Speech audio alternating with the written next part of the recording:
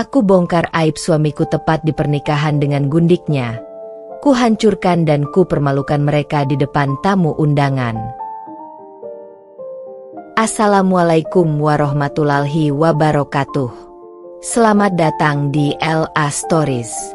Di balik senyuman ada air mata yang tak terlihat. Di balik tawa, ada kisah yang tak pernah diceritakan.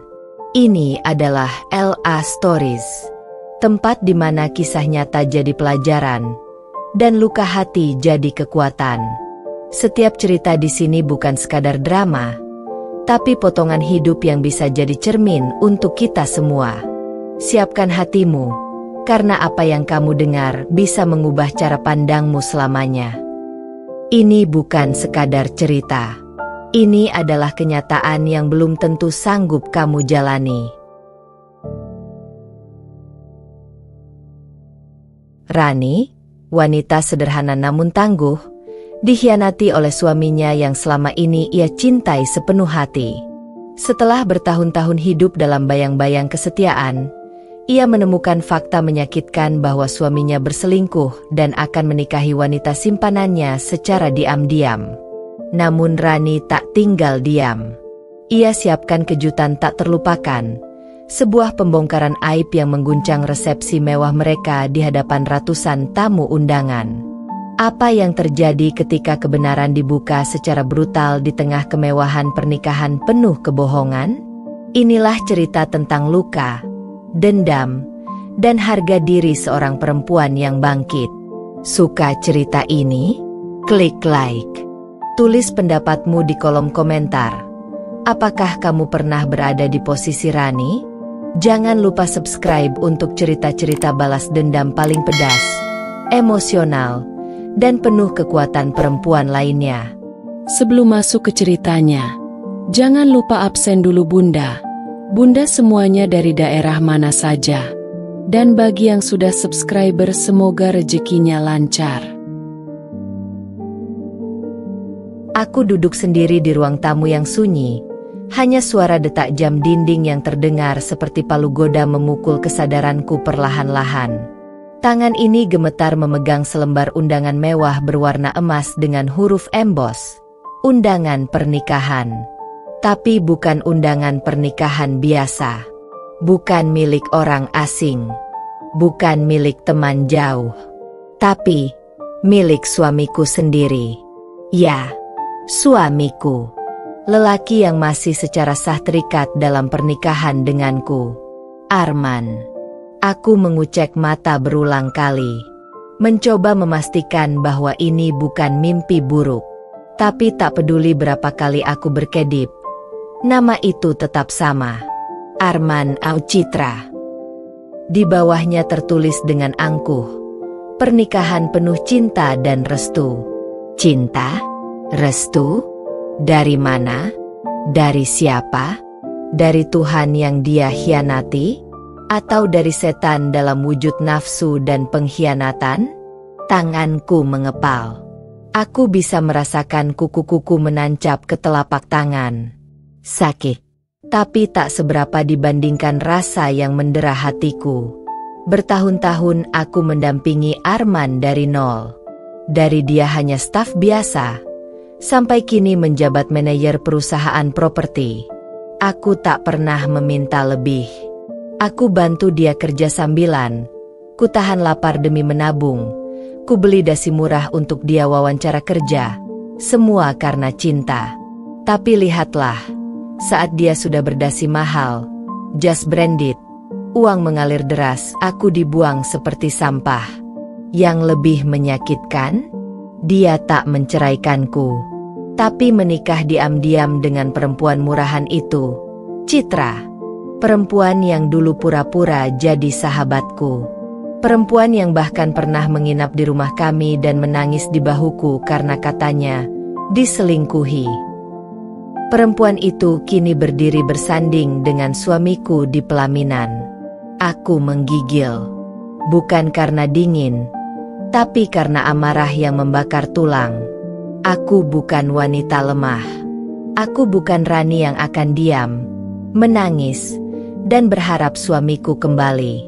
Tidak. Jika dia pikir aku akan mengalah, maka dia belum mengenalku seutuhnya. Hari pernikahan mereka akan menjadi hari terburuk dalam hidup mereka.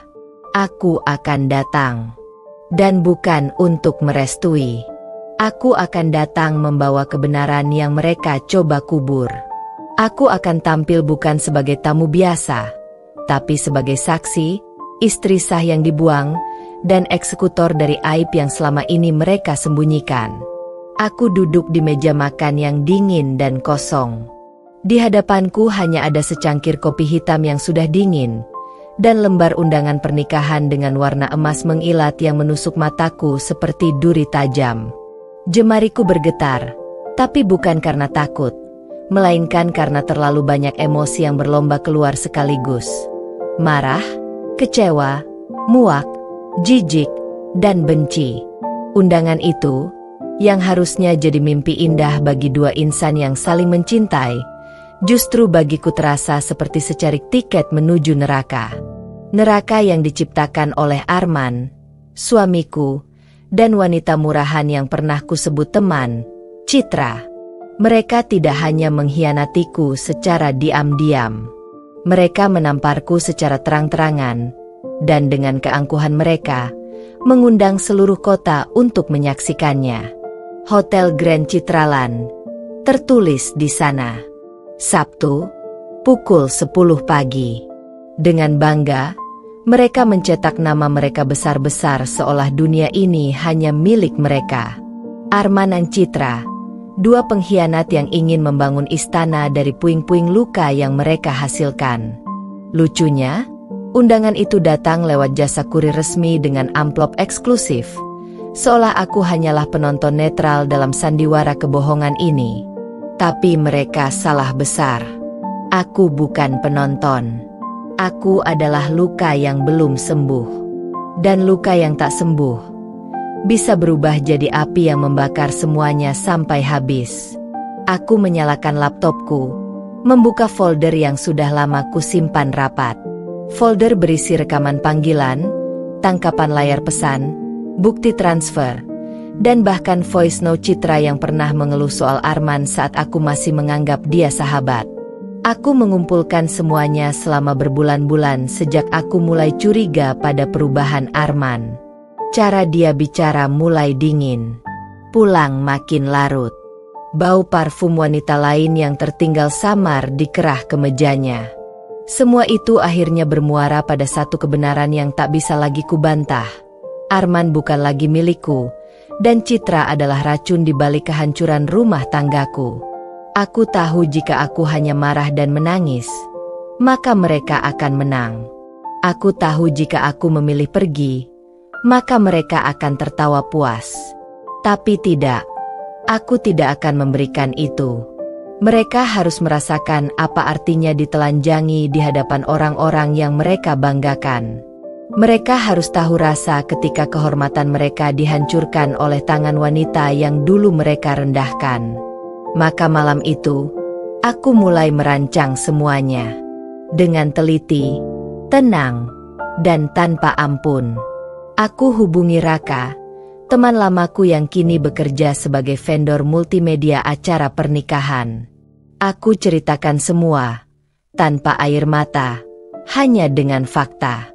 Dia diam lama, lalu menjawab, "Kau ingin video ini diputar di LED utama?" Aku mengangguk. Aku bantu. Tapi pastikan kau kuat menghadapi reaksinya. Aku tersenyum. Aku sudah mati rasa sejak mereka membunuh harga diriku. Pagi menjelang hari H, aku ke salon. Aku tak ingin terlihat seperti istri yang ditinggalkan. Aku ingin tampil seperti wanita yang telah melalui neraka dan kembali dengan mahkota di kepalanya. Rambutku disanggul rapi, riasan wajah flawless, dan gaun beludru hitam body fit dengan detail berlian kecil di bahu kanan. Aku tak tampil untuk memohon. Aku tampil untuk membalas. Ketika mobilku berhenti di depan Grand Citraland, banyak kepala menoleh. Sebagian tak mengenaliku. Yang mengenaliku hanya bisa melongo. "Rani?" Itu Rani? Istri Arman? Bukannya mereka. Aku hanya menatap mereka sekilas, lalu berjalan pelan masuk dengan kepala tegak.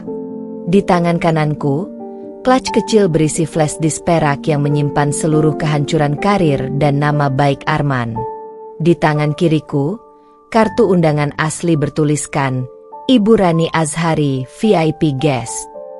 Langkahku mantap menapaki karpet merah, melewati barisan dekorasi bunga putih, taburan kelopak mawar, dan denting musik klasik yang diputar lembut di sudut aula.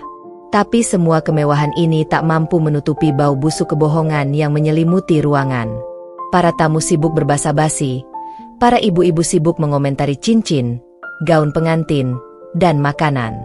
Tak satu pun dari mereka tahu bahwa pesta ini akan berubah jadi ladang dosa yang terbakar oleh kebenaran. Aku duduk di deretan VIP paling depan. Dari sana aku bisa melihat jelas Arman, dengan jas putih gading dan dasi perak. Citra, dengan gaun mengembang seperti boneka berlapis renda. Mereka tertawa, menyapa para pejabat, menyentuh tangan para tamu, tersenyum lebar seolah dunia ini tunduk pada cinta mereka. Tapi aku tahu senyuman itu palsu. Di balik itu, ada kebusukan yang hanya tinggal menunggu detik untuk meledak. Aku melirik ke belakang, ke ruang kontrol video di sisi panggung. Raka berdiri di sana, menyamar sebagai teknisi lighting. Kami bertatapan. Aku mengangguk pelan. Ia mengepalkan tangan, memberi isyarat siap. Dan saat MC mulai menyambut para tamu, saat layar besar menyala untuk memutar slide romantis pasangan pengantin, aku menatap lurus ke depan. Dalam diam aku berbisik, "Selamat datang di neraka yang kalian buat sendiri." Tanganku terangkat perlahan. Dan dalam sekejap, layar berubah. Gambar prewedding mereka menghilang, digantikan oleh suara rekaman. Tertawa hina Arman. Suara Citra mengumpat soal aku. Rencana mereka menyelewengkan dana perusahaan. Rencana mereka menikah diam-diam. Rencana mereka membunuhku secara perlahan, bukan dengan pisau, tapi dengan pengkhianatan. Aula meledak. Bukan oleh musik pesta, tapi oleh bisikan tajam, teriakan panik, dan wajah-wajah bingung yang menatap layar seolah sedang menonton film horor. Beberapa tamu langsung berdiri. Para wartawan yang hadir sebagai dokumentasi tersentak, langsung mengarahkan kamera. Dan di tengah semua itu, Arman berdiri terpaku, Citra memucat, dan aku tersenyum dingin, membakar seluruh pesta dengan satu kalimat. Selamat menikah, suamiku. Semoga rumah tangga kalian lebih kuat dari semua kebohongan yang kalian bangun. Aku mulai menyusun rencana. Malam itu aku buka semua file lama. Kutelusuri semua chat, voice note, laporan keuangan perusahaan yang pernah Arman bawa pulang. Semua kuhubungkan. Tak butuh waktu lama untuk menemukan kebusukan mereka. Dana perusahaan yang digelapkan, properti yang diatasnamakan Citra secara diam-diam. Bahkan ada rekaman suara Arman menyuruh orang memalsukan dokumen. Bukti-bukti ini akan jadi peluru di hari pernikahan mereka. Hari itu akan datang. Aku akan berdiri di depan ratusan tamu, di tengah pesta mewah, dan meledakkan segalanya. Mereka pikir hari itu hari bahagia, tapi akan jadi hari paling memalukan. Aku akan buat mereka tercabik, bukan oleh pisau, tapi oleh kebenaran dan rasa malu. Mereka akan hancur di altar tempat mereka ingin memulai hidup baru yang dibangun dari pengkhianatan. Aku tersenyum kecil di depan cermin. Bukan senyum kebahagiaan, tapi senyum kemenangan yang sebentar lagi akan kutebar. Citra, bersiaplah. Arman, bersiaplah. Aku bukan Rani yang kalian kenal dulu. Aku adalah badai yang akan menerjang pesta palsu kalian. Sampai kalian berlutut, bukan dalam doa, tapi dalam kehancuran. Ledakan kebenaran itu membuyarkan segalanya. Musik berhenti mendadak. Suara gelas yang beradu nyaring di meja-meja tamu langsung lenyap. Video yang ditayangkan di layar raksasa itu kini bukan lagi montas romantis Arman dan Citra yang bergandengan tangan di padang ilalang, atau menatap matahari tenggelam di pantai Bali. Tidak. Gambar-gambar cantik itu kini digantikan oleh potongan-potongan rekaman gelap yang tak pernah mereka bayangkan akan keluar ke publik. Suara Arman tertawa licik saat mengatur strategi memalsukan laporan keuangan. Suara Citra yang mencaci maki dirinya sendiri dengan kata-kata keji tentang bagaimana dia menjebak Arman dengan kehamilan palsu agar bisa menikah cepat. Dan suara terakhir, suara Arman berkata jelas dalam percakapan, "Rani? Ah, dia cuma batu loncatan. Tunggulah sebentar lagi, aku akan angkat kaki dari dia." Semua itu terdengar jelas, tanpa filter, tanpa editan. Disiarkan live di tengah pesta, di depan ratusan tamu penting, pengusaha, pejabat, rekan kerja Arman, dan bahkan kedua orang tua mereka yang duduk di kursi kehormatan di sisi panggung. Wajah Pak Darmawan, ayah Arman, memucat seperti kehilangan darah. Tangannya gemetar memegang tongkat. Ibu Arman, yang selalu bersikap angkuh padaku, langsung berdiri dan memandang seisi ruangan seperti mencari tempat bersembunyi. Tapi tidak ada tempat aman di ruangan ini. Karena hari ini adalah panggung penghakiman. Hari ini adalah pentas pembalasan. Dan semua orang harus menyaksikan. Arman yang awalnya hanya berdiri kaku, kini mulai melangkah ke arah layar. "Matikan. Matikan itu sekarang," teriaknya panik. Tapi sudah terlambat. Seluruh isi ruangan sudah mendengar semuanya. Beberapa tamu mulai mengambil ponsel mereka, merekam layar, merekam reaksi pengantin. Dan tepat saat suara rekaman berhenti, dan layar kembali gelap, aku berdiri dari kursiku. Dengan langkah tenang namun menusuk, aku berjalan menuju panggung.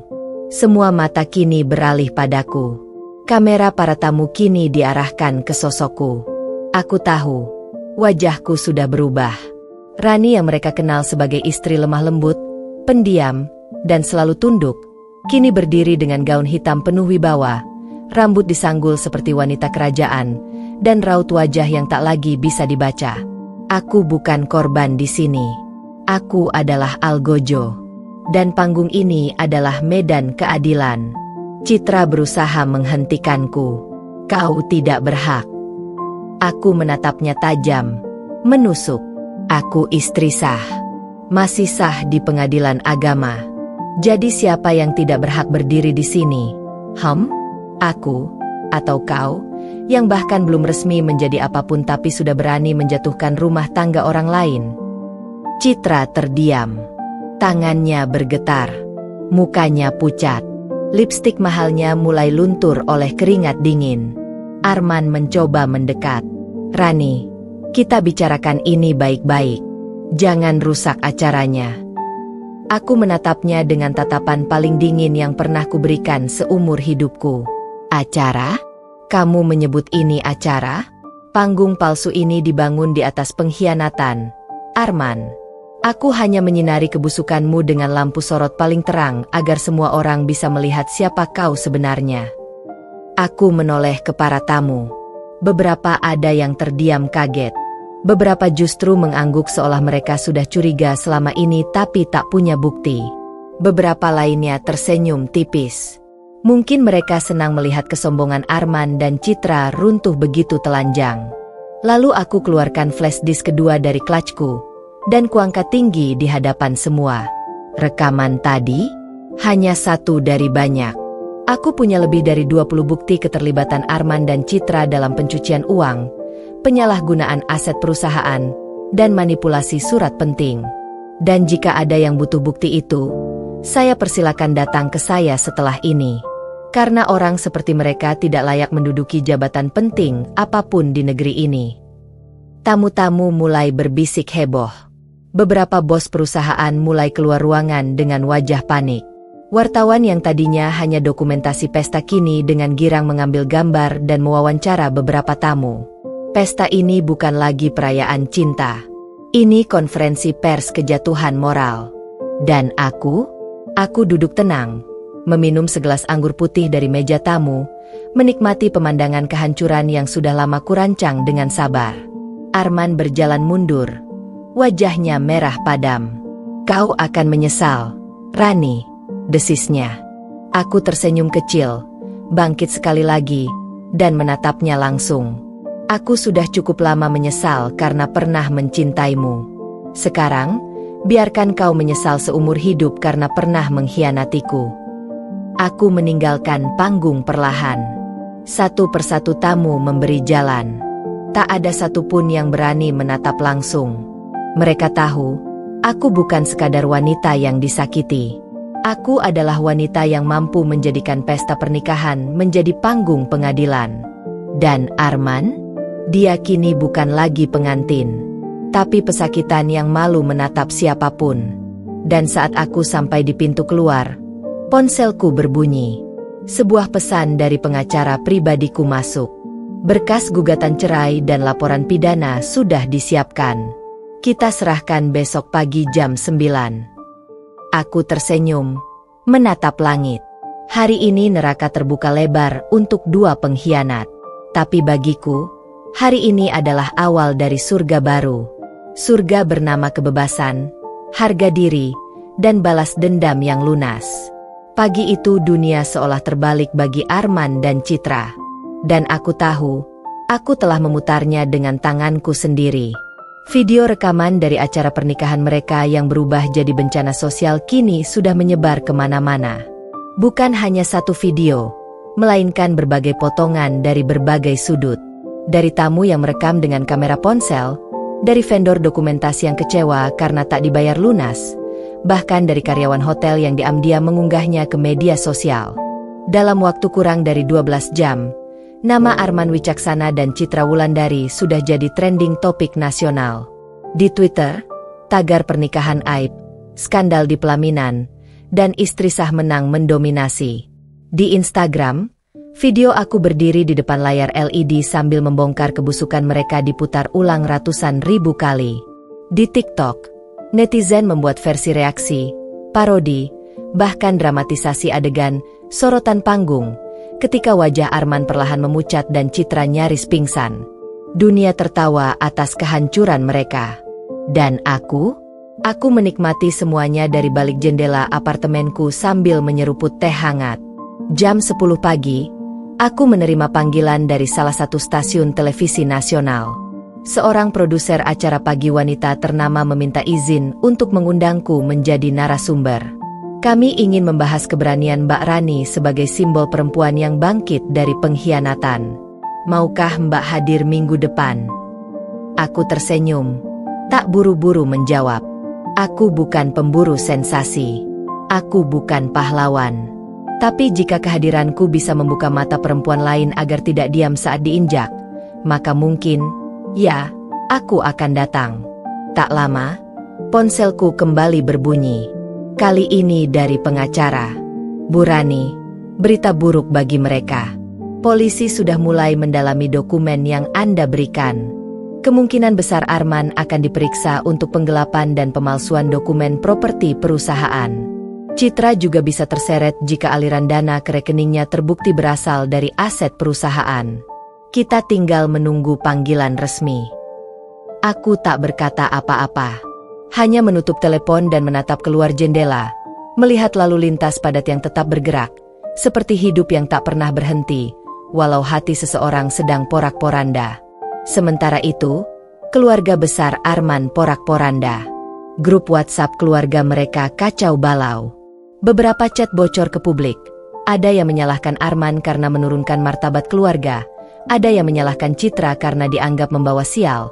Bahkan ada tante jauh yang mengutuk pernikahan mereka sebagai hukuman dari Tuhan karena menzalimi istri sah. Aku membaca semua itu dari hasil tangkapan layar yang dikirim temanku. Tak kusangka, keretakan yang kutabur di pelaminan itu menjalar seperti retakan di kaca, menyebar cepat ke segala arah.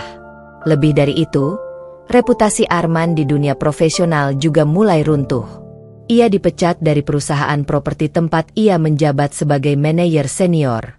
Rekanan bisnis menarik diri. Klien yang dulu antri menunggu jasanya kini memilih kabur setelah tahu skandal moral dan finansial yang menyeret namanya. Sementara Citra, yang mengelola butik fashion, dihujat habis-habisan oleh netizen. Akun bisnisnya dibanjiri komentar negatif, review bintang 1, dan sindiran-sindiran yang pedas. Ada yang menulis, gaun pengantin boleh cantik, tapi harga dirinya ternyata diskon 100%. Ada pula yang berkata, butik pelakor? Nggak minat. SIS. Aku tidak melakukan apa-apa. Aku hanya diam di rumah, menunggu semuanya bekerja sendiri. Kebenaran memang butuh waktu, tapi saat ia muncul, ia seperti ombak besar yang tak bisa dihentikan. Dan ombak itu kini menggulung mereka tanpa ampun. Sore itu, seorang kurir datang ke apartemenku, membawa surat. Bukan sembarang surat, melainkan surat permohonan damai dari pihak keluarga Arman. Aku membukanya pelan. Di dalamnya ada permohonan maaf resmi yang ditandatangani oleh Arman, Citra, dan kedua orang tua mereka. Isinya, mereka meminta agar aku menghentikan penyebaran video dan menarik semua laporan hukum yang telah diajukan demi menjaga nama baik keluarga besar. Aku tertawa kecil. Nama baik? Setelah mereka merobek kehormatanku, menendangku keluar dari rumah yang kubangun dengan keringat, lalu berpesta di atas lukaku. Sekarang mereka bicara soal nama baik? Tanpa membuang waktu, aku ambil pena dan menulis satu kalimat di bawah surat itu. Terlambat. Nama baik Anda sudah dikubur di pesta pernikahan Anda sendiri. Aku kembalikan surat itu lewat kurir dengan amplop merah darah. Biar mereka tahu, ini bukan tentang balas dendam murahan. Ini tentang harga diri, tentang pelajaran, tentang bagaimana seorang wanita yang dianggap lemah bisa berdiri dan mengakhiri sebuah sandiwara besar yang dibungkus cinta palsu. Malamnya, aku duduk di balkon, melihat langit Jakarta yang dipenuhi bintang. Di tangan kiriku, segelas wine. Di tangan kanan, ponsel yang terus berdentang notifikasi. Banyak dari mereka adalah pesan dari wanita yang tak kukenal. Ada yang berkata, Kak Rani, aku menangis lihat videonya. Aku juga pernah dikhianati. Terima kasih sudah jadi suara untuk kami. Ada yang menulis, Kak, ajarkan kami bagaimana bisa sekuat itu. Aku masih takut bicara. Dan disinilah aku sadar, pertempuran ini lebih besar dari diriku sendiri. Ini bukan hanya soal Arman dan Citra. Ini soal seluruh perempuan yang pernah diinjak, dikucilkan, dipermainkan, dan disalahkan.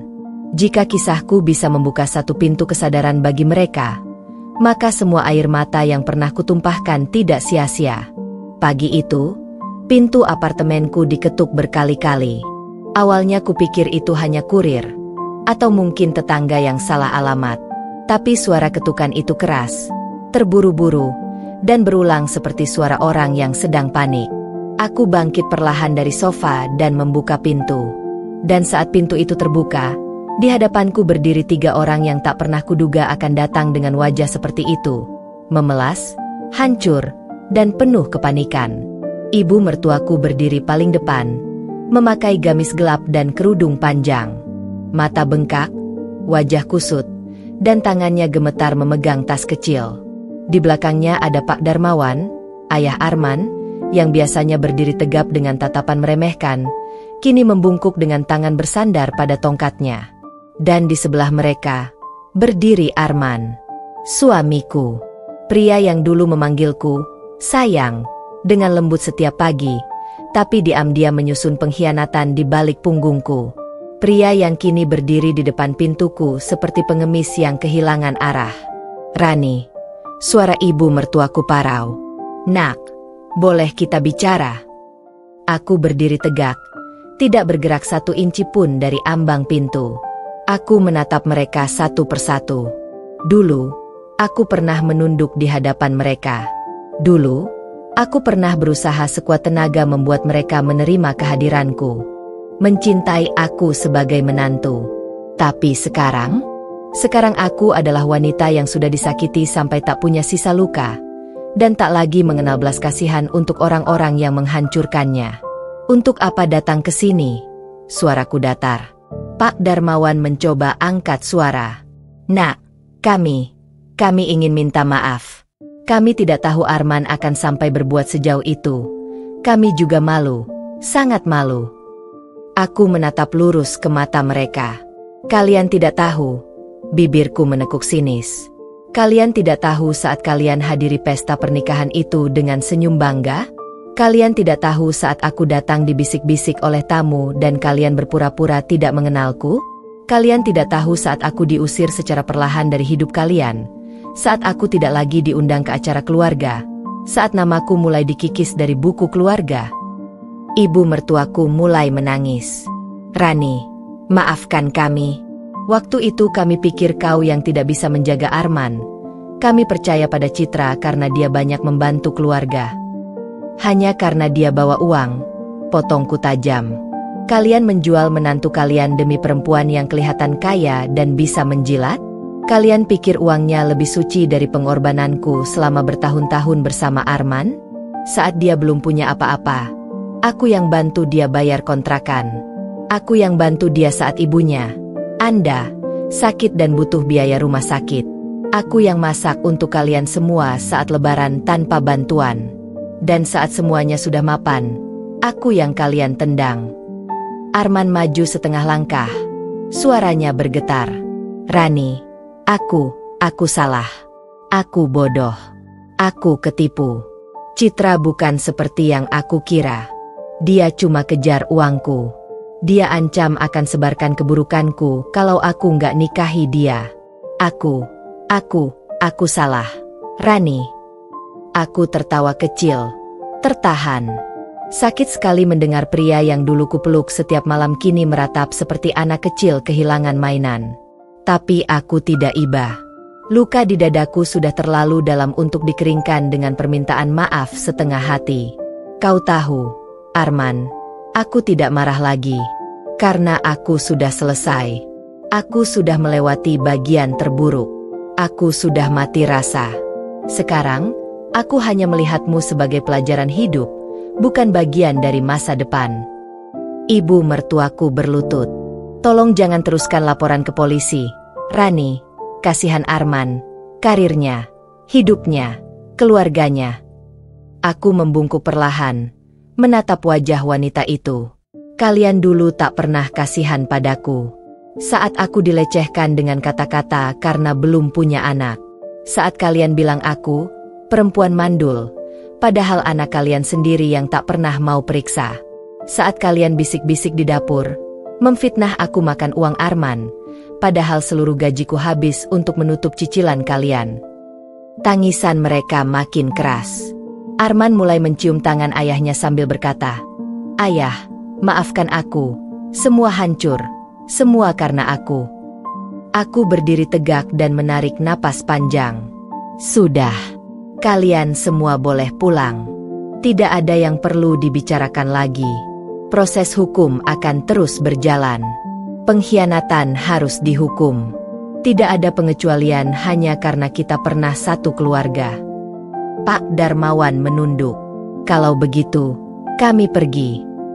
Sebelum mereka benar-benar pergi, aku menambahkan, dan tolong jangan pernah datang ke sini lagi.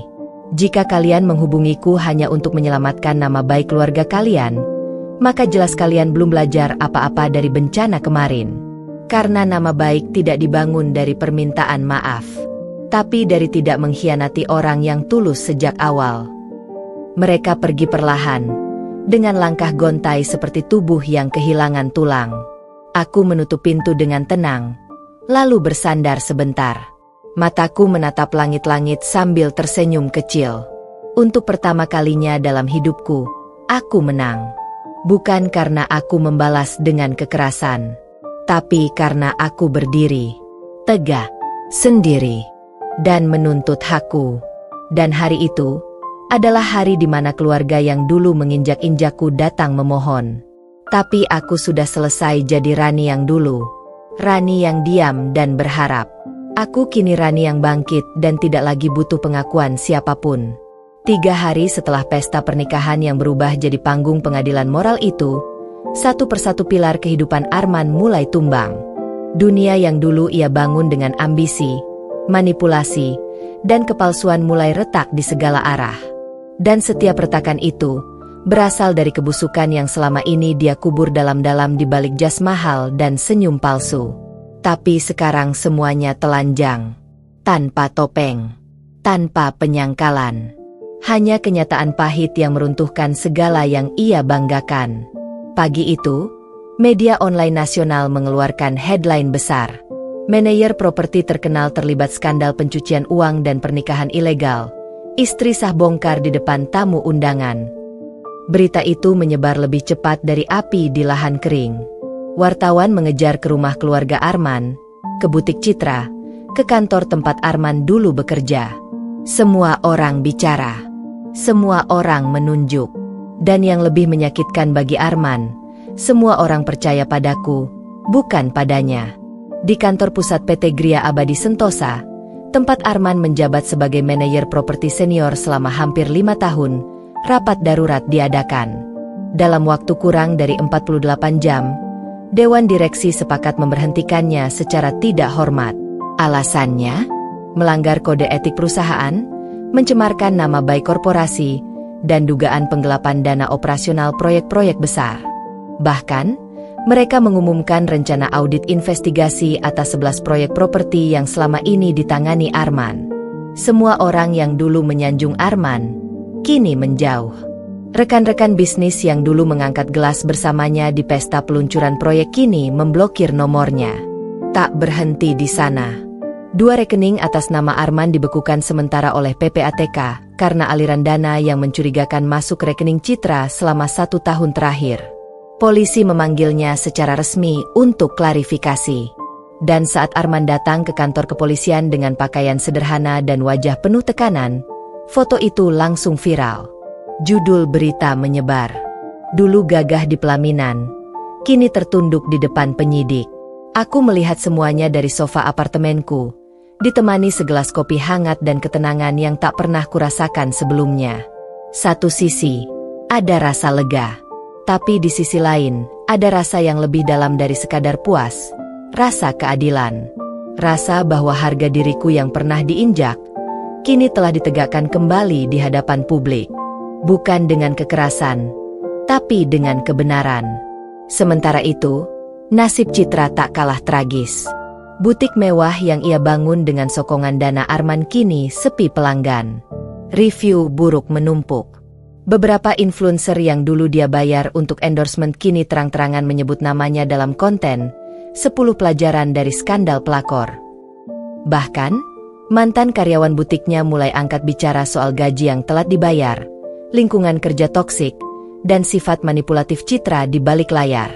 Ia tak hanya kehilangan reputasi, ia kehilangan kepercayaan publik. Ia kehilangan aura sempurna yang selama ini ia pakai sebagai tameng. Dan puncaknya terjadi saat keluarganya sendiri menggelar konferensi pers kecil di rumah mereka.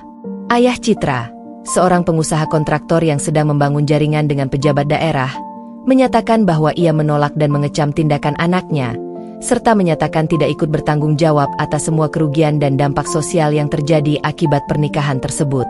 Citra diusir dari rumah. Ia kehilangan segalanya, keluarga, Citra, dan sumber uang.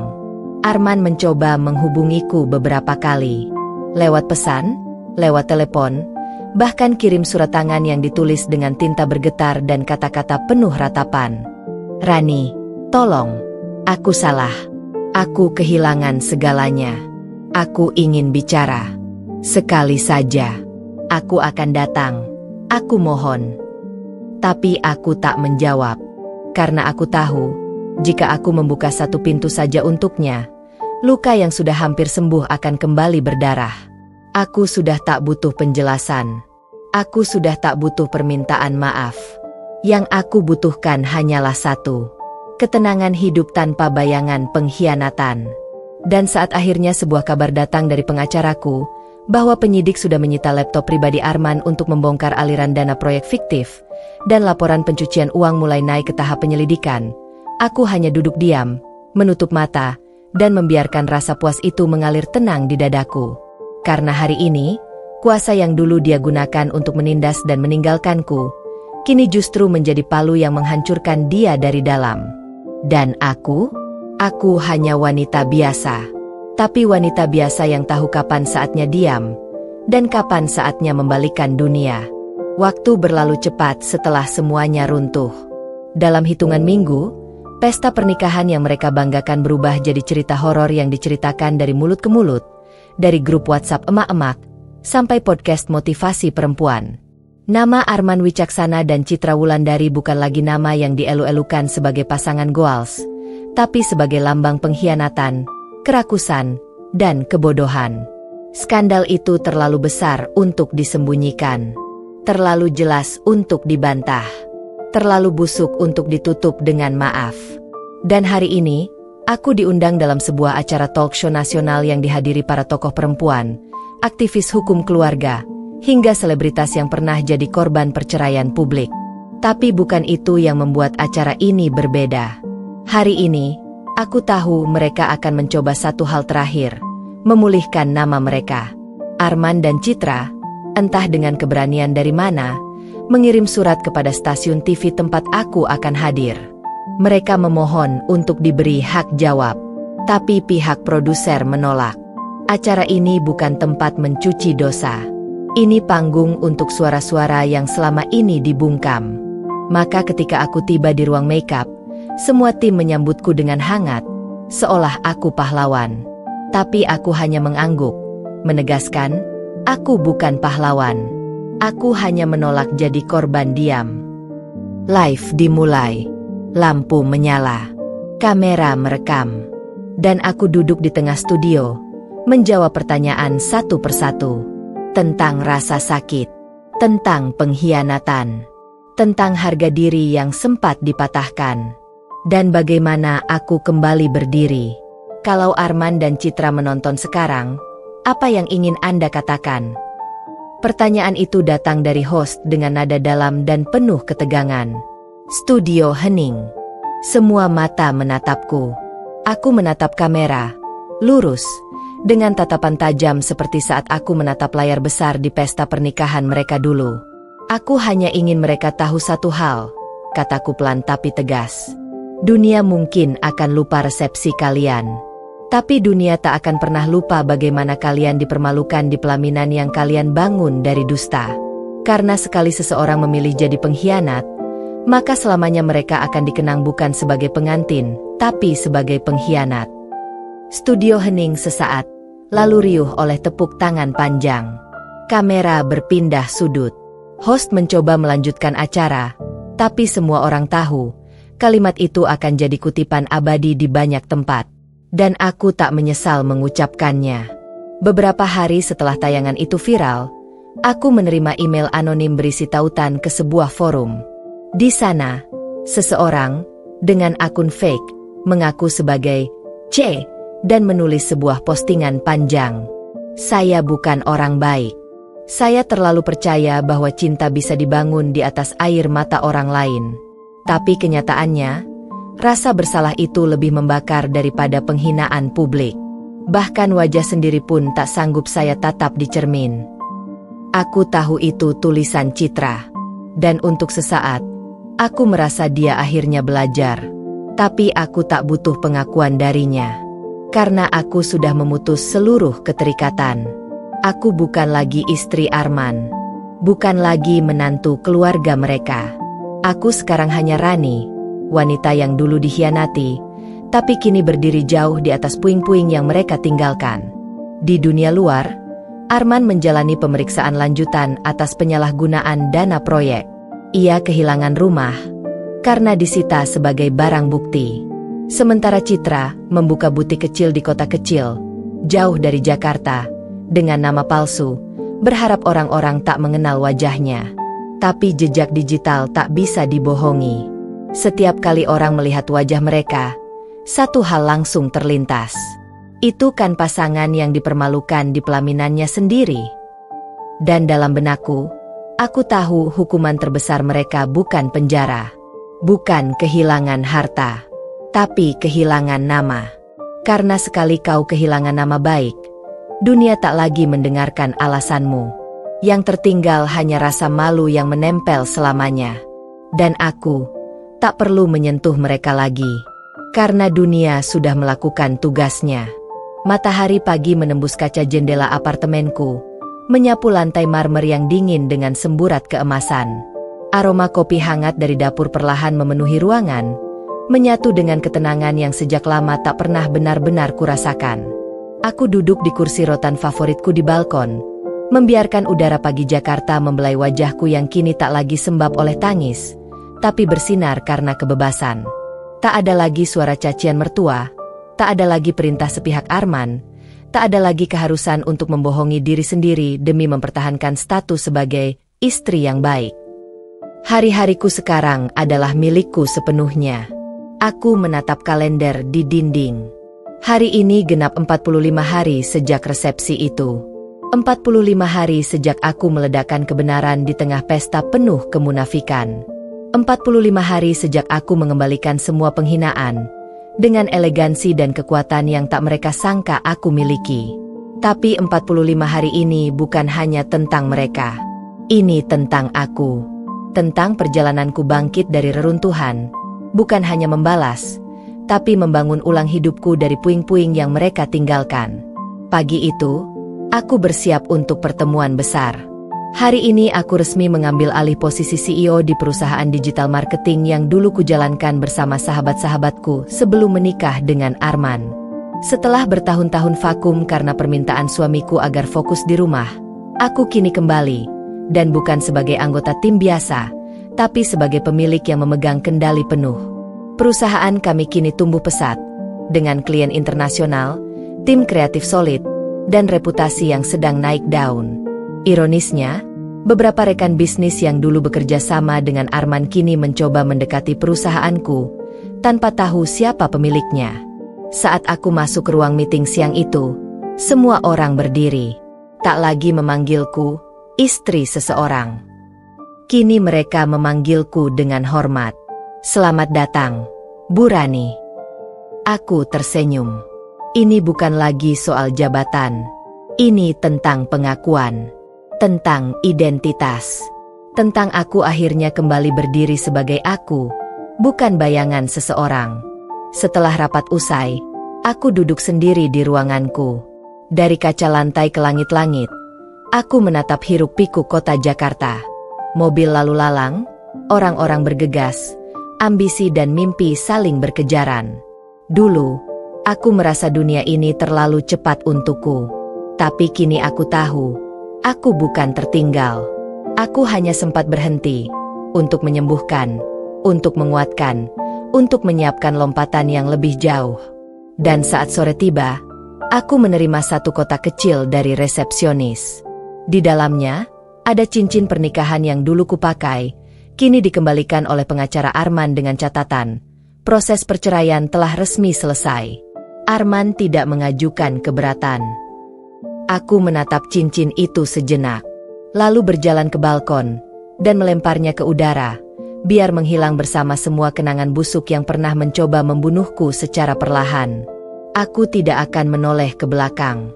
Tidak ada lagi Rani yang tunduk. Tidak ada lagi Rani yang berlutut di depan laki-laki yang tidak tahu cara menghargai.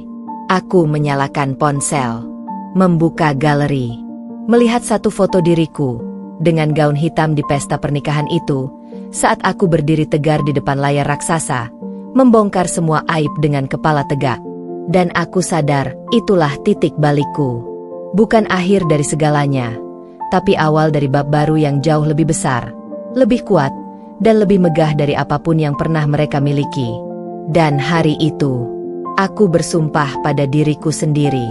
Aku tak akan pernah lagi mencintai seseorang sampai aku yakin dia mencintaiku dengan cara yang tidak menghancurkanku. Dan siapapun yang datang ke hidupku setelah ini, dia harus tahu, aku bukan perempuan biasa. Aku adalah perempuan yang bangkit dari pengkhianatan dan membangun tahtanya sendiri. Sudah hampir 2 bulan sejak dunia Arman dan Citra runtuh di hadapan publik. Tapi justru di saat semua kehancuran itu menimpa mereka, hidupku melonjak naik seperti roket. Aku tidak hanya kembali berdiri, tapi melesat jauh ke titik yang bahkan aku sendiri tak pernah bayangkan. Bukan karena balas dendam semata, melainkan karena kebebasan adalah ruang terbaik untuk perempuan yang selama ini dipenjara dalam definisi yang bukan miliknya. Dan di tengah perjalananku membangun kembali hidupku, datang satu hal yang membuatku terdiam. Sebuah undangan terbuka dari stasiun televisi nasional yang berbeda. Kali ini bukan hanya talk show. tapi anugerah nasional untuk perempuan inspiratif. Namaku tercantum di antara 10 tokoh perempuan yang dianggap berani menyuarakan kebenaran di tengah budaya patriarki dan tekanan sosial. Mereka menuliskan namaku dengan gelar Rani Alifah, the woman who turned betrayal into power. Aku memandangi layar undangan digital itu cukup lama. Bukan karena aku haus pujian, tapi karena aku teringat pada perempuan malang yang dulu menangis di pojok kamar, menahan isak saat mendengar Arman pulang larut malam dengan bau parfum wanita lain. Aku teringat pada suara ibu mertuaku yang mengejek masakanku sebagai tidak pantas untuk keluarga terhormat.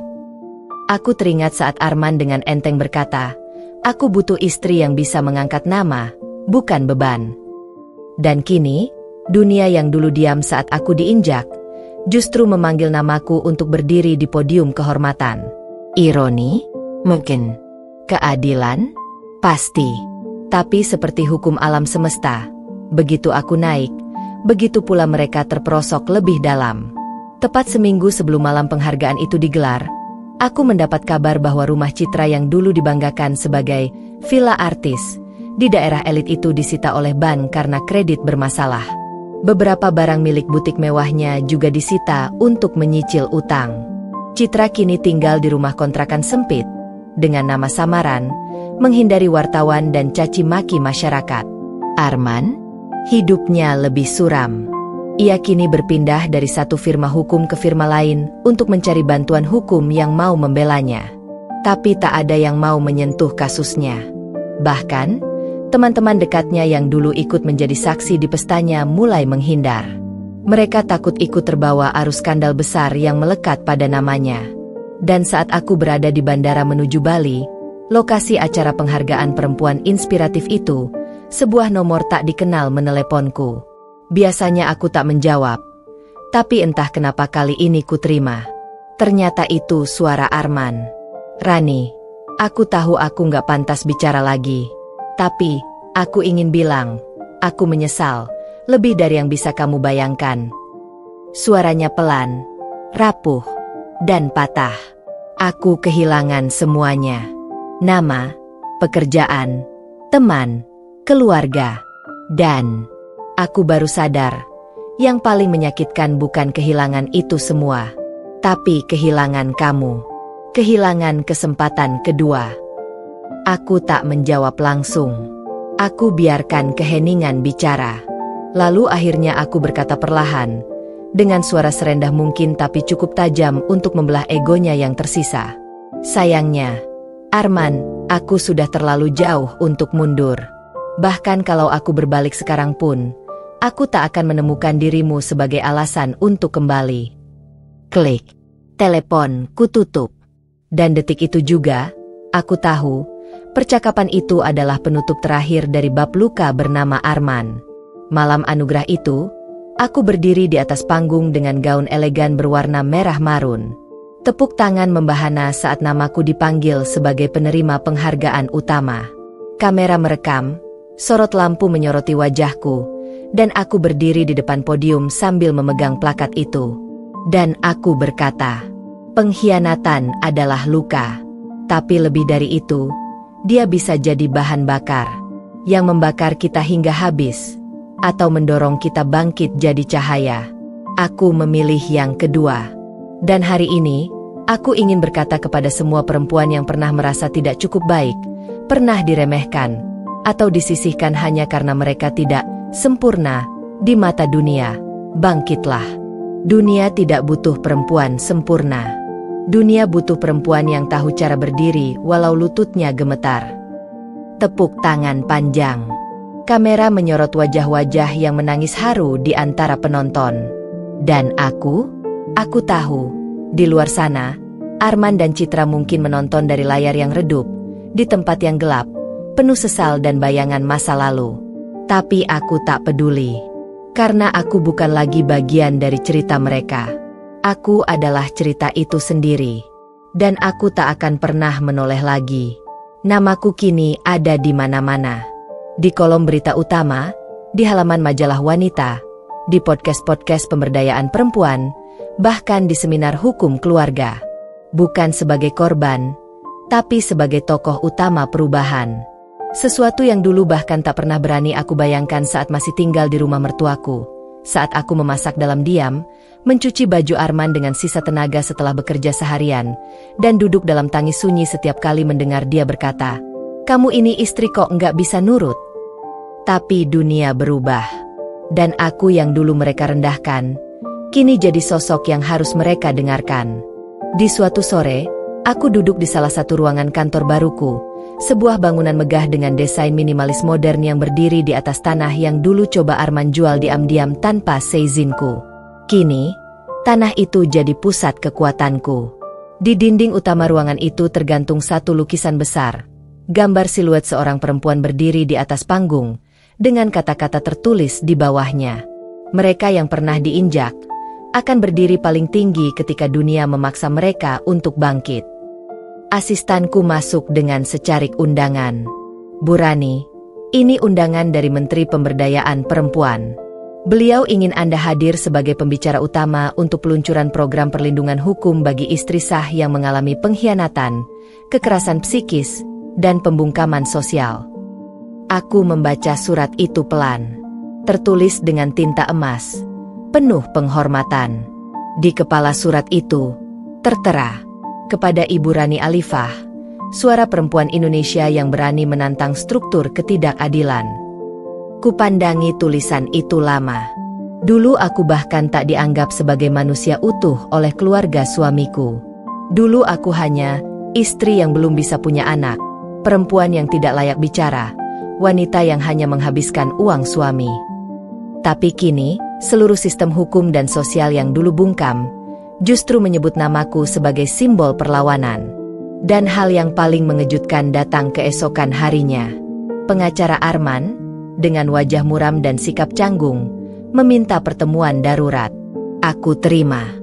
Bukan karena aku peduli, tapi karena aku ingin dengar dengan mata kepala sendiri bahwa akhir dari semua ini benar-benar terjadi. Di ruang pertemuan kecil, dia berkata, "Bu Rani, klien kami menyerah. Arman tak akan melawan lagi. Dia akan mencabut seluruh gugatan banding, membiarkan semua harta yang Anda klaim kembali jadi milik Anda, dan dia bersedia menandatangani surat pernyataan tak akan pernah mengganggu hidup Anda lagi." Aku menatapnya tajam. Karena apa? Takut masuk penjara? Sang pengacara menunduk. Karena dia tahu tak ada jalan kembali. Nama dia sudah hancur. Dan dia tahu Anda sekarang terlalu tinggi untuk dijangkau. Kalimat itu bergema di benakku. Terlalu tinggi untuk dijangkau. Bukan karena aku sombong, tapi karena aku berdiri di atas kekuatan yang mereka kira tidak pernah kumiliki. Tak lama setelah itu, aku menerima satu lagi surat. Kali ini dari sekolah hukum tempat aku dulu gagal mendaftar karena dilarang Arman. Mereka menawarkan beasiswa penuh jika aku ingin melanjutkan pendidikan. Alasannya, kami ingin memperlengkapi perempuan kuat seperti Anda untuk memperjuangkan perempuan-perempuan lain. Dan malam itu, aku menangis. Tapi bukan karena luka, bukan karena kecewa, tapi karena akhirnya aku merasa, aku hidup, aku berharga. Aku tak lagi sekadar istri seseorang. Aku adalah aku. Dan dunia akhirnya melihatku sebagaimana mestinya. Kini, ketika aku berbicara di forum-forum, ketika aku melangkah di karpet merah acara hukum dan sosial, ketika aku menandatangani kerjasama dengan Kementerian untuk Perlindungan Hukum Perempuan, dunia diam, mendengarkan, bahkan berlutut dalam hormat. Karena perempuan yang pernah mereka injak, ternyata adalah perempuan yang bisa menundukkan dunia dengan satu hal: keberanian untuk tidak diam. Dan Arman, entah di mana dia sekarang. Mungkin di kamar sempit, memandangi hidup yang ia hancurkan sendiri. Atau mungkin masih berharap waktu bisa diputar ulang. Tapi waktu tidak pernah menoleh ke belakang. Dan aku juga tidak. Karena bagi perempuan yang pernah diinjak, tidak ada alasan untuk menoleh.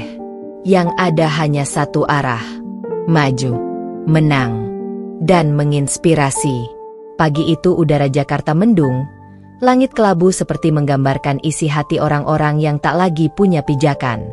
Aku baru saja menyelesaikan pertemuan dengan tim hukum dan psikolog yang tergabung dalam program advokasi perempuan korban kekerasan rumah tangga. Sebuah agenda besar sedang kususun, menciptakan sistem perlindungan hukum yang tak hanya menghukum pelaku, tapi juga menyembuhkan luka batin korban secara menyeluruh. Ketika aku sedang bersiap meninggalkan gedung itu, asistanku menghampiri dengan wajah canggung. "Bu Rani, ada keluarga Pak Arman di luar. Mereka minta waktu bicara. Sudah sejak pagi menunggu di parkiran, Bu." Aku mendesah. Satu sisi, aku tak ingin bertemu mereka lagi. Tapi sisi lain dalam diriku tahu, aku tak butuh lagi takut pada masa lalu. Aku bukan perempuan yang dulu mereka rendahkan. Jika mereka datang dengan wajah memelas, aku akan terima, bukan untuk mengasihani, tapi untuk menegaskan, aku sudah terlalu jauh, terlalu tinggi, terlalu hebat untuk peduli. Aku melangkah keluar. Di dekat pintu kaca lobi, berdiri 3 sosok yang dulu selalu membuatku gemetar saat bicara. Ibu mertuaku, dengan wajah jauh lebih tua dari seharusnya, matanya sayu dan tubuhnya gemetar menahan tangis. Pak Darmawan, ayah Arman, yang biasanya duduk pongah di kursi ruang tamu, kini membungkuk seperti tonggak lapuk. Dan yang terakhir, sosok yang membuatku ingin tertawa sinis. Nina, adik Arman yang dulu suka memfitnahku, menyebutku perempuan miskin pembawa sial. Kini wajahnya penuh bekas jerawat, rambut tak terurus, dan ekspresinya putus asa. Mereka mendekat. Ibu mertuaku jatuh berlutut sambil menangis. Suaranya serak. "Rani, Nak, maafkan kami salah, kami hilaf. Selama ini kami buta dengan kebaikanmu, dengan pengorbananmu, kami sudah kehilangan semuanya."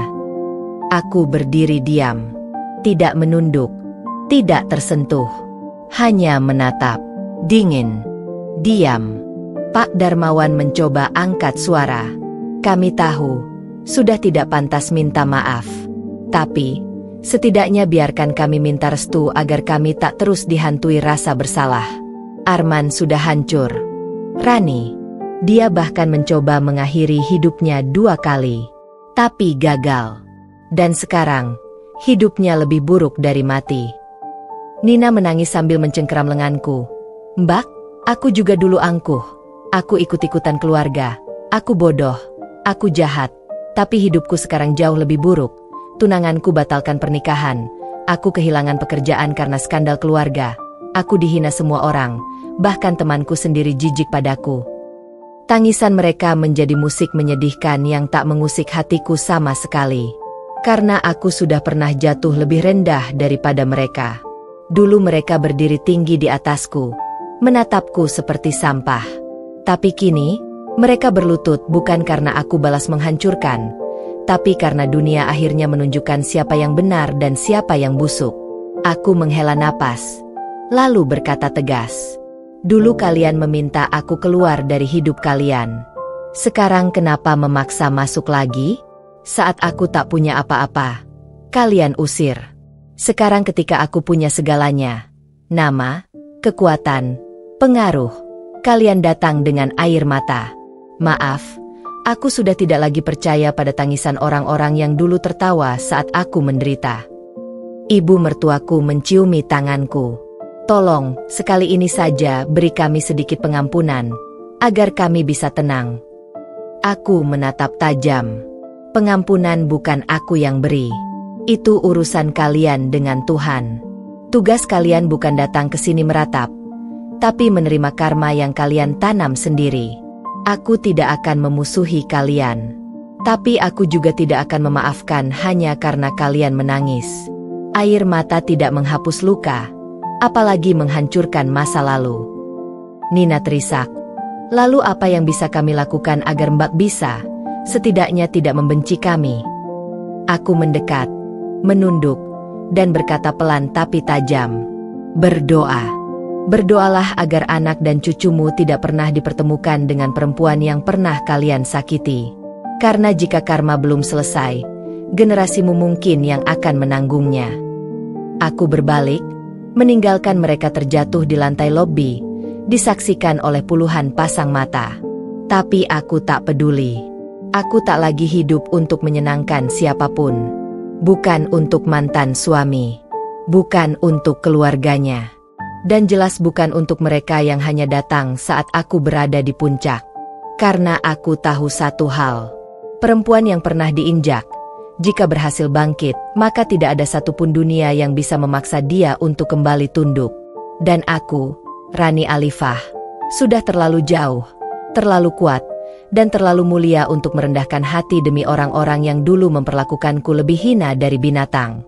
Hari itu, langit Jakarta membiru sempurna, seolah menyambut sebuah peristiwa yang tak hanya megah tapi juga penuh makna. Tak ada awan kelabu. Tak ada jejak masa lalu yang menghantui. Hanya langkahku, penuh keyakinan, penuh arah. Hari itu, aku berdiri sebagai tuan rumah dalam sebuah acara istimewa, Grand Opening kantor pusat Yayasan Rani Alifah untuk perempuan tertindas. Acara ini bukan hanya sekadar peresmian gedung. Ini adalah resepsi kemenanganku, panggungku sendiri, tanpa pengkhianatan, tanpa pelakor. Tanpa kebohongan. Ini adalah hari di mana aku merayakan hidupku yang baru. Tanpa ikatan masa lalu. Tanpa jejak hinaan dari keluarga mantan suami. Tanpa luka. Hanya jejak kemenangan. Tamu undangan datang dari berbagai penjuru. Menteri, tokoh publik, aktivis perempuan, influencer, jurnalis, sahabat-sahabat lamaku. Hingga perempuan-perempuan korban KDRT dan perselingkuhan yang dulu pernah aku bantu diam-diam lewat dana pribadi. Banyak dari mereka menangis saat melihat namaku berdiri megah di gapura masuk gedung Rani Alifah Women's Justice Center. Gedung berlantai 7 itu berdiri di atas tanah yang dulunya ingin dijual Arman tanpa izinku.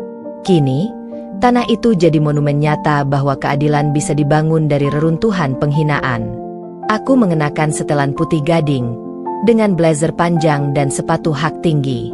Wajahku tenang. Senyumku mantap. Sorotan kamera tak membuatku gugup seperti dulu. Karena aku tidak lagi berdiri untuk menyenangkan orang lain. Aku berdiri untuk diriku sendiri, dan untuk perempuan-perempuan yang pernah dipaksa diam seperti aku dulu. Saat nama dipanggil untuk naik ke podium utama, riuh tepuk tangan meletup dari segala arah. Di layar besar terpampang tayangan singkat, klip masa laluku, potongan video saat aku membongkar aib Arman di hari pernikahannya, cuplikan talk show, hingga rekaman saat aku menerima penghargaan nasional. Semua itu menjadi bukti nyata. Seorang perempuan bisa bangkit, bisa menang, dan bisa membangun tahtanya sendiri. Aku bicara di podium, suara jelas, mantap, dan menyentuh setiap hati yang hadir. Dulu aku berdiri di sebuah pelaminan palsu, melihat pengkhianatan dibalut tawa dan pesta. Hari ini, aku berdiri di pelaminanku sendiri, tanpa pengantin pria, tanpa kemunafikan, tapi dengan cinta yang sejati, cinta pada diriku sendiri. Ini bukan pesta pernikahan, ini resepsi kebebasan. Ini adalah pesta untuk semua perempuan yang pernah dianggap tidak cukup baik, tapi memilih untuk bangkit, membuktikan bahwa mereka lebih dari cukup. Tepuk tangan bergemuruh. Beberapa hadirin tak kuasa menahan tangis. Bahkan sang menteri pun berdiri dan memberiku pelukan, berkata, "Rani, kamu bukan hanya simbol. Kamu adalah bukti hidup bahwa perempuan tidak akan pernah bisa dikalahkan oleh pengkhianatan." Di akhir acara, aku berdiri di balkon lantai 7, menatap matahari terbenam yang menyinari kota. Di kejauhan, samar-samar kulihat bayangan mobil tua berhenti di seberang jalan. Sosok lelaki berdiri di balik kaca, Arman. Wajahnya pucat, matanya kosong. Dia memandangi gedung yang kusebut rumah sekarang. Tapi aku tak mendekat. Aku tak melambai. Aku hanya berdiri diam, membiarkannya tahu bahwa dia tak punya tempat di panggung ini. Panggung ini terlalu besar, terlalu terang, dan terlalu bersih untuk diinjak seseorang sepertinya. Ini adalah resepsi kemenangan versiku, tanpa pelaminan palsu, tanpa cincin kebohongan, tanpa janji yang akan dilanggar. Hanya ada satu hal yang berdiri bersamaku di sini. kebenaran. Dan dalam diam, aku bersumpah, tak akan pernah lagi aku biarkan diriku dicintai oleh siapapun yang tak bisa menghormati keberadaanku. Aku pulang malam itu dengan tenang. Tak ada tangis, tak ada sesak, hanya damai yang begitu dalam. Karena resepsi yang paling indah bukanlah saat kau menikah, tapi saat kau menikahi kembali dirimu sendiri, dengan harga diri, kekuatan, dan kemuliaan yang tak bisa dibeli siapapun. Sudah hampir setahun sejak aku berdiri di pelaminan palsu mereka, menghancurkan semua topeng kebohongan di depan para tamu undangan. Tapi dampak dari satu hari itu tak berhenti di sana. Sejak hari itu, dunia seolah bergerak, tidak untuk menjatuhkanku, melainkan untuk mengangkatku setinggi mungkin, sementara orang-orang yang dulu tertawa atas penderitaanku, satu persatu mulai tumbang dalam putaran karma yang tak bisa mereka hindari. Arman, mantan suami yang begitu bangga mengkhianatiku secara terbuka, kini tinggal di rumah kontrakan kecil di pinggiran kota. Kabarnya, mobil mewah yang dulu ia pamerkan kini disita, apartemen digadai, dan pekerjaannya sebagai manajer proyek dicabut karena berbagai skandal yang muncul setelah kasus perselingkuhannya viral. Orang-orang yang dulu menyembahnya, kini menjauhinya seperti penyakit. Tak ada yang mau dikaitkan dengan pria bermulut manis tapi pengkhianat dan pembohong. Citra, wanita pelakor yang dulu begitu bangga merebut suami orang, kini bangkrut total. Butik mewahnya ditutup. Tagar Citra pelakor trending berkali-kali di media sosial. Ia bahkan menjadi sasaran kecaman dari aktivis perempuan, influencer, dan akun-akun viral. Dari seorang sosialita, Citra kini jadi bahan tertawaan masyarakat, hidup dalam paranoia dan trauma sosial.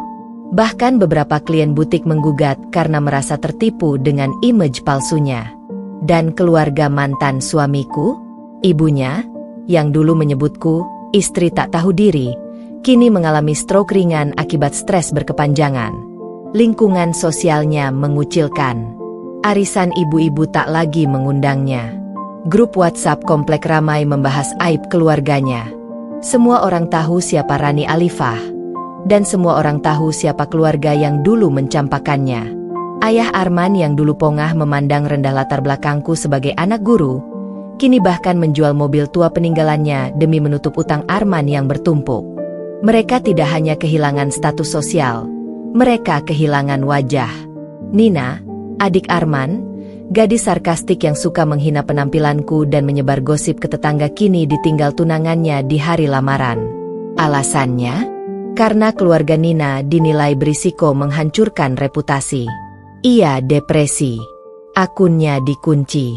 Hilang dari media sosial. Ia bahkan sempat meminta temanku untuk menghubungiku diam-diam dan memohon bantuanku mencarikan pekerjaan. Tapi jawabanku hanya satu. Aku bukan Tuhan yang memberi pengampunan. Aku hanya perempuan yang akhirnya berdiri di tempat yang seharusnya. Dan saat satu persatu dari mereka jatuh, aku justru terus naik. Proyek sosial yang kubangun berkembang pesat. Aku bekerja sama dengan Kementerian Sosial, membuka cabang perlindungan perempuan di 5 kota besar. Aku jadi pembicara tetap di berbagai konferensi nasional tentang kekerasan dalam rumah tangga, bahkan mendapat undangan dari luar negeri. Namaku masuk dalam daftar 50 tokoh wanita berpengaruh di Asia Tenggara. Tapi semua itu bukan karena aku haus panggung. Aku naik bukan karena membalas mereka dengan kekuasaan, tapi karena aku tak berhenti melangkah maju saat mereka memilih menertawakanku di masa lalu. Dan Tuhan bekerja dengan caranya sendiri, tanpa perlu aku berteriak. Tanpa perlu aku merancang skenario pembalasan, karma bekerja dengan keanggunannya yang halus tapi kejam. Satu sore, aku menerima surat dari salah satu tetangga lamaku. Di sana tertulis, "Bu Rani, dulu kami sempat mengira ibu hanya seorang istri biasa. Tapi setelah semua yang terjadi, kami sadar, ibu adalah satu di antara sedikit perempuan yang mampu keluar dari lubang paling gelap dan muncul sebagai cahaya untuk banyak orang. Terima kasih, Bu. Karena keberanian ibu, banyak dari kami akhirnya berani bicara." Aku menangis. Tapi kali ini bukan karena luka, tapi karena tahu, perjuanganku tak sia-sia. Semua rasa sakit, semua pengkhianatan, semua cemoohan, terbayar lunas. Dan aku tahu satu hal lagi. Tak ada balas dendam yang lebih indah daripada hidup bahagia, berdiri gagah, sementara mereka yang pernah menginjakmu, kini tak mampu bahkan menyebut namamu tanpa rasa malu. Aku menatap ke cermin. Tak lagi kulihat wanita lemah yang dulu menangis karena suaminya tidur dengan wanita lain. Yang kulihat adalah perempuan dengan mata tajam, dada lapang, dan punggung tegak. Perempuan yang mampu menaklukkan dunia, bahkan saat dulu seluruh dunia ingin menjatuhkannya. Karena karma itu nyata. Dan aku adalah buktinya. Malam itu langit Jakarta diguyur gerimis lembut. Dari lantai tertinggi kantorku, aku duduk di ruang pribadi yang tak pernah dimasuki siapapun tanpa izinku. Dinding kaca memperlihatkan seluruh kota. Lampu-lampu gedung bertaburan seperti bintang yang tak pernah padam. Kursiku menghadap langsung ke arah bangunan besar yang dulu jadi simbol kekuasaan suamiku. Kantor pusat proyek pembangunan tempat Arman pernah jadi manajer utama. Kini bangunan itu kosong, ditutup, bangkrut setelah audit besar-besaran mengungkap kebocoran dana, penggelapan, dan manipulasi laporan. Semua bukti ditemukan setelah aku secara diam-diam menyerahkan berkas laporan internal yang dulu kutemukan di laci kerja Arman, tepat sebelum aku menggugat cerai. Ya, aku tak hanya membongkar aib rumah tangga, aku juga menghancurkan pondasi palsu dunia bisnis mereka. Aku tak membalas dengan tangan, tak juga dengan caci maki. Aku tak pernah mendatangi rumah Arman. Aku tak pernah menampar Citra. Aku bahkan tak pernah membalas pesan atau telepon dari keluarga mereka yang dulu memohon ampunan. Karena aku tak perlu. Aku sudah duduk di tahta. Dan dari atas sinilah aku membalas semuanya. Bukan dengan amarah, tapi dengan kemegahan yang tak bisa mereka sentuh. Malam itu, aku mengenakan gaun hitam panjang. Bukan untuk pesta, tapi untuk menghadiri penganugerahan nasional sebagai perempuan paling berpengaruh tahun ini. Ruang besar di Hotel Bintang 5 telah dipenuhi orang penting dari berbagai bidang. Pengusaha, pemilik media, menteri, akademisi, dan para aktivis kemanusiaan. Ketika aku masuk, semua berdiri. Bukan karena takut, tapi karena hormat. Dan untuk sesaat, aku menatap sekeliling. Aku berdiri di tengah lautan manusia yang dulu mungkin menganggap perempuan seperti aku hanya pelengkap, hanya istri. Tapi malam ini, merekalah yang bertepuk tangan untukku.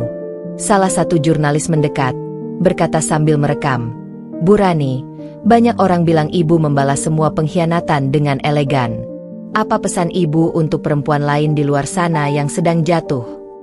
Aku tersenyum, tak bergetar, tak ragu. Jangan pernah membalas dengan tangan. Jangan turunkan derajatmu untuk menyentuh lumpur yang ditumpahkan orang lain padamu. Bangkitlah, bangun tahtamu, dan biarkan dunia menyaksikan bahwa luka yang dulu mereka buat telah menjelma jadi mahkota di kepalamu. Tepuk tangan bergemuruh, kilatan kamera membutakan, tapi aku tetap berdiri tenang. Karena yang berdiri di panggung itu bukan lagi Rani yang dulu disuruh diam, disuruh mengalah, disuruh terima saja. Yang berdiri malam itu adalah Rani Alifah yang membalas dengan keberhasilan, bukan kemarahan. Dan di rumah, setelah acara, aku duduk di depan cermin. Ku keluarkan satu benda kecil dari laci meja, video pernikahan Arman dan Citra. Video yang dulu viral karena aku tampil di tengah-tengahnya, membongkar pengkhianatan mereka tepat di hadapan ratusan tamu. Kuklik, putar. Kulihat wajah Citra tersenyum palsu. Arman menoleh tegang. Tamu-tamu panik. Semua berlangsung seperti film drama. Tapi aku tak merasa sakit. Aku bahkan tidak marah. Aku hanya berkata dalam hati, "Lihat di mana aku sekarang, dan di mana kalian terdampar." Karena inilah kebenarannya. Kau tak perlu turun ke lumpur untuk membalas orang yang mencelakaimu. Kau hanya perlu naik cukup tinggi hingga mereka harus mendongak untuk melihatmu, dan menunduk malu pada kesalahan mereka sendiri. Ada masa dalam hidupku yang tak akan pernah kulupakan. Masa di mana aku menangis sambil memohon kepada Arman agar tidak menceraikanku, agar tidak meninggalkanku demi perempuan yang hanya melihat dompetnya, bukan jiwanya. Dulu, aku berdiri di depan pintu rumah mertuaku, memeluk lutut ibu Arman sambil menangis histeris, berharap mereka tidak mengusirku, tidak menuduhku, tidak mempermalukanku. Dulu aku memohon. Dulu aku merendah. Dulu aku mengalah. Tapi itu dulu. Saat harga diriku kutukar demi status sebagai istri. Kini semuanya berubah. Sekarang, mereka yang memohon. Mereka yang mengemis. Mereka yang datang membawa air mata dan kata maaf. Pagi itu, aku baru saja selesai memberi materi di seminar bertema Women Reclaiming Power After Betrayal. Peserta penuh. Tiket terjual habis dalam hitungan jam. Puluhan perempuan dari berbagai kota, bahkan negara, hadir untuk belajar dari perjalananku. Banyak yang memelukku dengan mata sembab, mengucap, "Terima kasih, Bu Rani. Karena Ibu, kami tahu luka kami bukan akhir hidup." Dan saat aku membuka ponsel di ruang VIP, ada satu pesan masuk dari nomor tak dikenal. Kutatap isinya lama. Isinya hanya 2 kata. "Tolong temui aku." Namanya terpampang jelas. Arman. Kupandangi pesan itu seperti memandangi bayangan masa lalu yang mencoba masuk lewat celah pintu yang sudah lama kututup rapat. Tapi rasa ingin tahu mengalahkan keenggananku. Aku jawab, "Kapan dan di mana?" Balasannya cepat. Di taman belakang rumah tempat kita dulu tinggal. Jam 4 sore. Jam 4. Aku datang. Bukan karena masih peduli. Tapi karena aku ingin menatap matanya saat ia melihat betapa berbeda diriku kini. Aku datang dengan setelan blazer elegan, rambut terikat rapi, langkah mantap, dan tatapan tak bisa digoyahkan. Di sana, di bangku taman reot yang dulu jadi tempat favoritku menyendiri setiap kali dihina mertua, duduk Arman, sendirian. Kus. Matanya cekung. Tangannya gemetar menahan emosi. Ketika aku datang, dia berdiri. "Rani." Suaranya pelan. Aku nggak tahu harus mulai dari mana. Aku duduk, tak bicara, menunggu. Dia melanjutkan, "Dulu kamu memohon padaku agar tidak pergi. Kamu minta aku pertahankan kamu. Tapi aku buta. Aku sombong. Aku jahat." Aku menatapnya. Diam. Arman menunduk. Sekarang aku tahu rasanya dibuang, dikhianati, dicaci. Bahkan orang tuaku pun malu menyebut namaku di depan umum. Tapi yang paling menyakitkan, bukan kehilangan harta, bukan dihina orang, tapi kehilangan kamu. Dan kehilangan kesempatan untuk ditebus. Matanya berkaca-kaca. "Rani, aku mohon, jika kamu tidak bisa maafkan aku, tolong jangan benci aku." Aku tersenyum pelan. "Dulu aku menangis tiap malam karena berharap kamu sadar. Sekarang kamu menangis karena sadar. Tapi bedanya, aku sudah selesai." Dia terdiam. Tak sanggup menatap mataku. Aku lanjut, "Kamu tahu apa yang paling menyedihkan dari semua ini? Bukan pengkhianatanmu. Tapi fakta bahwa kamu kehilangan seseorang yang sebenarnya rela hancur hanya demi melihatmu utuh. Dan sekarang, kamu baru sadar, saat aku sudah jadi versi terbaik diriku sendiri, yang tak akan pernah lagi menoleh ke belakang." Arman menunduk. "Kamu benar. Dan itu yang paling menyakitkan. Kamu sudah jauh. Terlalu jauh." Aku berdiri, menepuk pundaknya. "Jaga dirimu, Arman. Luka yang kamu buat, tak akan pernah bisa kamu obati. Tapi jangan biarkan lukamu sendiri menular ke orang lain. Belajarlah menanggungnya dengan kesadaran penuh, seperti aku dulu saat menanggung luka darimu tanpa suara." Aku melangkah pergi. Tak ada drama, tak ada tangis, tak ada pelukan pengampunan. Karena aku bukan malaikat yang datang membawa belas kasihan. Aku adalah perempuan yang dulu memohon agar dipertahankan, dan kini mereka memohon agar dimaafkan. Tapi hidup ini bukan drama televisi yang harus diakhiri dengan pelukan dan tangisan. Ini adalah panggung kemenanganku. Dan tidak semua orang layak naik ke atasnya bersamaku. Banyak orang mengira aku menang karena balas dendam. Karena aku membongkar semua aib mantan suamiku di hari pernikahannya. Karena aku menyeret nama mereka ke ruang publik dan membuat seluruh negeri menyaksikan kemunafikan yang selama ini mereka sembunyikan. Tapi mereka salah. Aku tidak menang karena aku membalas. Aku menang karena aku tidak menyerah. Aku tidak membiarkan pengkhianatan menjadikanku hancur. Aku tidak membiarkan hinaan ibu mertua membuatku membenci diriku sendiri. Aku tidak membiarkan hinaan, istri tak becus, mandul, beban keluarga, melekat selamanya di kepalaku. Justru semua hinaan itu menjadi batu pijakan untuk naik ke tempat yang lebih tinggi. Pagi itu aku duduk di ruang kerjaku, menatap keluar jendela lantai 14 yang memperlihatkan separuh kota Jakarta. Asistanku mengetuk pintu. "Bu, ada undangan khusus dari Universitas Hukum terkemuka di Eropa. Mereka ingin ibu menjadi keynote speaker dan memberi kuliah umum tentang Women Resilience and Legal Reform in Asia. Mereka juga menawarkan gelar kehormatan." Aku tak langsung menjawab. Aku menarik napas panjang, menutup laptop, dan berjalan ke jendela. Dulu, saat aku kuliah diam-diam, bersembunyi dari suamiku karena tidak diizinkan sekolah, aku bermimpi bisa kuliah hukum luar negeri. Tapi semua mimpi itu dihancurkan oleh suamiku, yang menyebutku tidak realistis, terlalu ambisius. Perempuan seharusnya tahu tempatnya.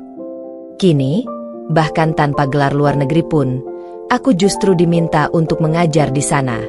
Kuhadapi asistanku dan berkata, "Tolong jawab, saya akan hadir." Dan beritahu mereka, saya tidak datang sebagai korban, tapi sebagai bukti bahwa perempuan yang bangkit dari penghinaan bisa mengubah sistem. 2 minggu kemudian, aku berada di auditorium megah di Amsterdam, di tengah sorotan dunia.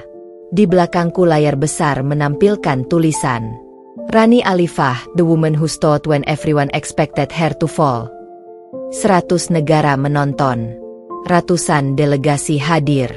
Dan saat aku berbicara di atas podium itu, aku berkata, banyak yang mengira aku membalas karena marah. Tidak, aku tidak pernah merencanakan balas dendam. Yang kulakukan hanyalah bertahan. Bertahan saat direndahkan, saat dihina, saat ditinggalkan. Bertahan saat semua orang menyuruhku diam. Aku tidak mengangkat tanganku untuk menampar. Tapi aku angkat kepalaku untuk berdiri. Dan hari ini, aku di sini bukan karena siapapun, tapi karena aku menolak untuk menyerah. Tepuk tangan berdentum panjang. Bahkan beberapa delegasi wanita dari Afrika dan Timur Tengah menangis saat berdiri, memberi standing ovation. Salah satu profesor senior mendekatiku dan berkata, "Apapun yang kamu alami, kamu telah menuliskannya menjadi revolusi. Kamu bukan sekadar bertahan. Kamu menciptakan jalan baru." Dan di sanalah aku sadar, kemenanganku bukan karena aku menghancurkan orang lain, tapi karena aku memilih tidak hancur ketika mereka mencoba menghancurkanku. Setelah kuliah umum itu, aku kembali ke Indonesia. Di bandara, ada seorang ibu muda menyapaku. Dia mengenakan jilbab sederhana, menggendong balita.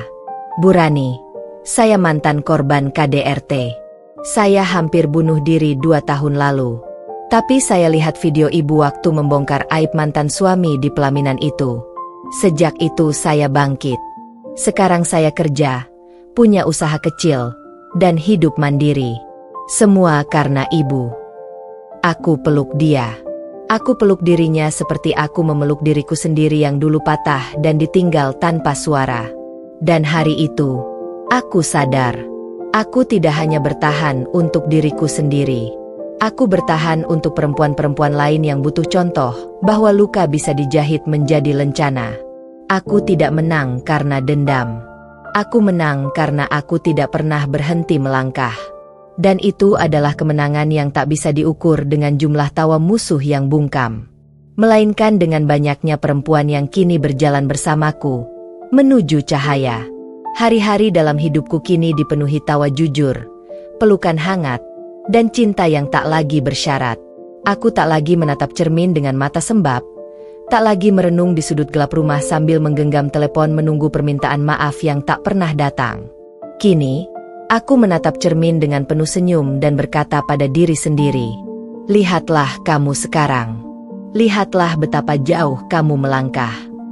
Sementara aku menikmati matahari di balkon villa pribadiku di Ubud, dengan segelas teh hijau dan buku puisi di tangan, dunia tempat mantan suamiku dan keluarganya hidup kini gelap dan penuh rasa malu. Arman, mantan suamiku, kini tidak pernah menyebut namaku lagi di hadapan siapapun. Saat orang-orang menyebut Rani Alifah, wajahnya berubah tegang, matanya bergetar, bibirnya kaku. Ia menolak diwawancarai media, takut aib lamanya kembali dibuka. Di lingkungannya yang baru, dia berbohong tentang masa lalunya, menyebut dirinya duda karena ditinggal istri tanpa sebab. Tapi kebenaran tetap punya cara untuk hidup. Dan akhirnya orang-orang tahu siapa aku. Mereka tahu Arman bukan ditinggal, tapi dibongkar oleh kebenaran yang selama ini dia sembunyikan. Tak hanya Arman, Citra, wanita yang merebutnya dariku, kini juga menghindari bahkan huruf awal dari namaku.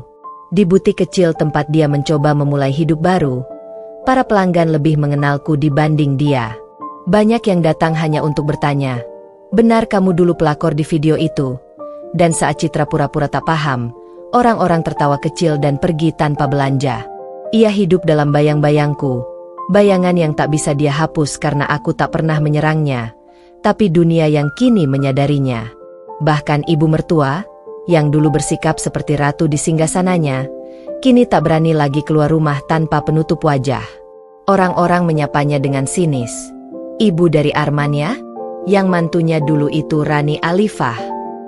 Dan dia hanya menunduk malu, menghindari percakapan, pura-pura menerima telepon, masuk ke mobil, dan menutup jendela.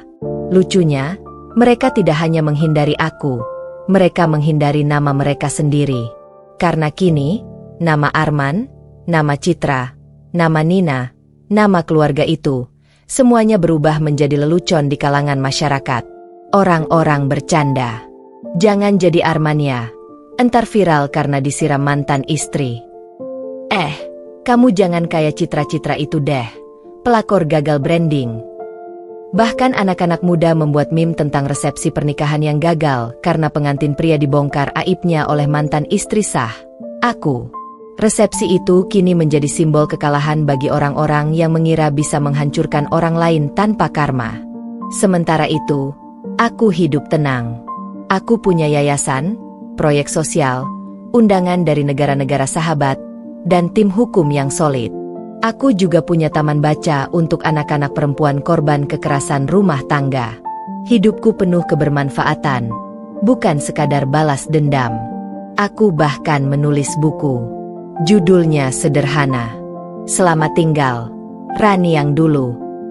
Buku itu laris, dicetak ulang, dan dijadikan buku bacaan wajib di beberapa universitas hukum dan psikologi.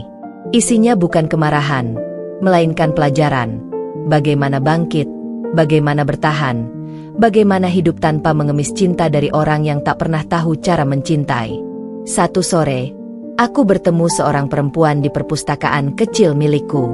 Ia berkata sambil menatapku penuh haru, "Bu Rani, saya tidak kenal ibu secara pribadi, tapi saya hidup dari keberanian ibu. Saya juga pernah dipermalukan, dibuang, diremehkan. Tapi sekarang saya juga bangkit. Saya tidak sekaya ibu, tapi saya punya harga diri yang utuh lagi." Aku memeluknya. Dan di pelukan itu, aku merasa jauh lebih berharga daripada semua harta yang dulu mereka perebutkan. Karena kemenangan yang paling sejati bukanlah saat musuhmu jatuh, tapi saat kamu tidak perlu menjatuhkan siapapun untuk bisa berdiri paling tinggi. Kini aku hidup bahagia. Makan tanpa harus menelan tangis. Tidur tanpa harus menggenggam duka. Tertawa tanpa harus berpura-pura. Dan mereka tidak hanya kalah. Mereka tidak hanya menyesal. Mereka malu bahkan menyebut nama mereka sendiri. Karena setiap kali nama Rani Alifah disebut, Semua orang tahu siapa yang menang, dan siapa yang harus menunduk. Langit pagi itu terang, awan tipis melayang lembut, dan udara membawa aroma damai yang tak bisa dijelaskan. Di halaman belakang rumahku yang dikelilingi taman bunga lavender, aku duduk dengan buku terbuka, meski pandanganku tidak menatap tulisan di halaman. Aku sedang merenung. Bukan karena sedih, tapi karena hari ini adalah penanda. Penanda bahwa semua luka telah berakhir. Penanda bahwa aku, Rani Alifah, tak lagi menoleh ke belakang. Sudah bertahun-tahun berlalu sejak hari paling kelam dalam hidupku. Hari di mana aku berdiri di pelaminan mantan suamiku, bukan sebagai tamu undangan, bukan sebagai kerabat, tapi sebagai pembawa kebenaran yang mengakhiri kepalsuan. Hari itu bukan hari kehancuran, itu adalah hari kelahiran. Hari di mana aku akhirnya melahirkan diriku yang baru, dari rahim luka dan pengkhianatan. Kini aku hidup dengan damai, tanpa dendam, tanpa amarah, tanpa harapan agar mereka hancur. Karena aku sudah tak lagi peduli pada mereka. Arman bukan lagi bayang-bayang.